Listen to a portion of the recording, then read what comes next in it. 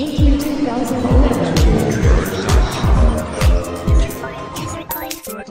This is Skyrim. It looks beautiful.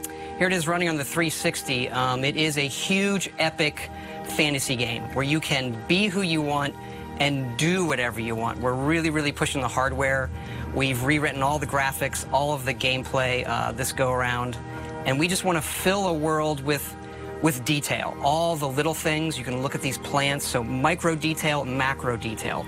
You can walk to the top of that mountain. If you've played our stuff, you know these are huge games that are wide open for you to explore and do what you want. We have a new animation system, so you can play in third person. So some nice blending on the character. That is Dragonborn. That is, you can be whoever you want, male or female. This is the character we're showing.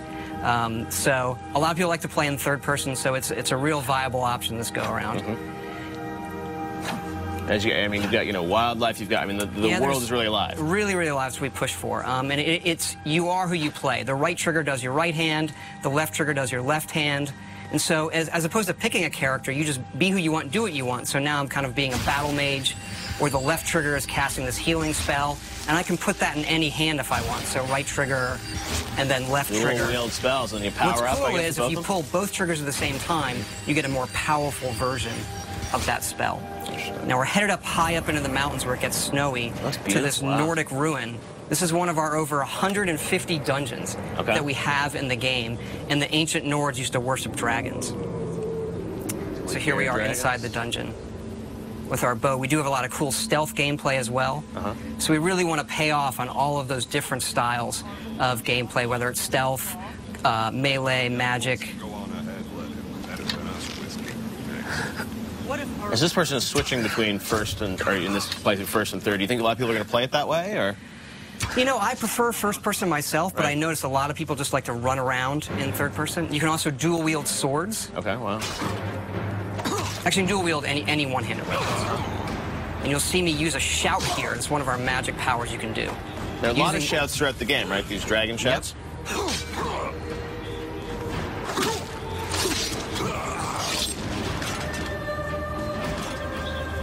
Up here we're seeing the undead, the Draugr, who live in this Nordic ruin. Using a flame spell in my left hand, sword in my right. And then another shout power. And how do you gain these shout powers throughout the game?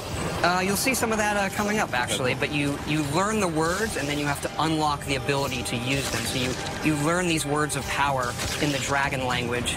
And the dragons in the game are a big feature, and when they're doing things, they're using the words as well. There are staves you can use to light areas of dungeons on our way out of this dungeon. We use water as a nice feature to guide you out sometimes as well.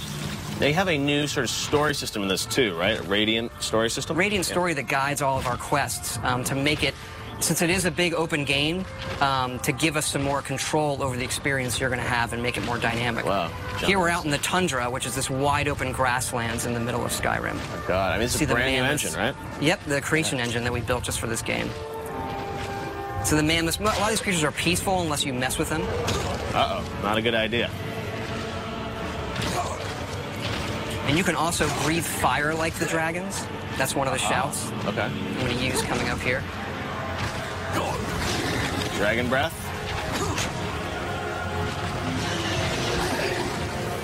Aha. And dragons can attack anything. They're dynamic creatures. We don't script them. So when we're playing the game, we don't know what they're going to do often. They are these big boss fights that are dynamic and interesting in ways that, we've never experienced in a game before. Now, I read a rumor online this week that the game is over 300 hours, or you can't spend at least 300 hours in the game. There is at least 300 hours in it. We kind of have stopped counting. There was so much stuff in this game. Oh, here's a battle with an unfriendly dragon. Kind of getting some help from the guards of this tower here. And then when they die, you absorb their souls, and this allows you to unlock words of power, shouts that you've learned, and power them up. And then we also have fights in the game in times where there are multiple dragons. So here comes another one up there, a frost dragon. They're even more powerful than the dragon that I just defeated with the help of the guards. And what's cool about this game is, dragons are not just going to come into the, the final 10% of the game. I mean, you're going to see them throughout the game, right? They are creatures like any other, and you see them not from the initial get-go, but you see them throughout the game, yes. I was reading your character sort of starts this game, you're on your way to your execution, is that true? You are being led to your execution. This is another shout there, Storm Call. So this calls a storm that brings lightning down to defeat your enemies, one of the more powerful shouts. Right.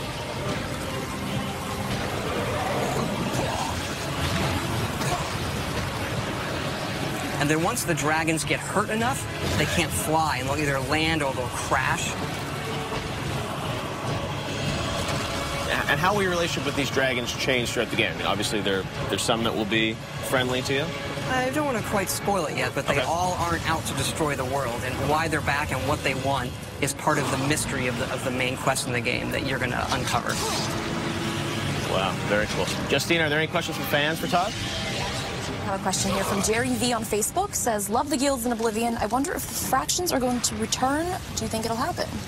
We do have factions returning. Our three main factions are the College of Winterhold, which is like for the mages, the Companions, which is our warrior guild, and then the Thieves Guild, of course. Right. Very cool. And there's the beautiful Skyrim logo, and the date we know is going to be 11/11/11, which Absolutely. is coming out in November. Very cool. Justine, any more questions? Let's see, Player22 on Twitter says, loving the new engine. Can't wait to see more. Curious with how many environments they will have in Skyrim. There's a lot. It's another thing where we stopped counting. I mean, we have 7 major different regions in the game. You've seen some of that where we get into snowy mountains and pine forests and fall forests, that open tundra, lots of different dungeon types. I mean, we go at this each time trying to make the biggest, craziest role-playing game we possibly can and let people just do whatever they want.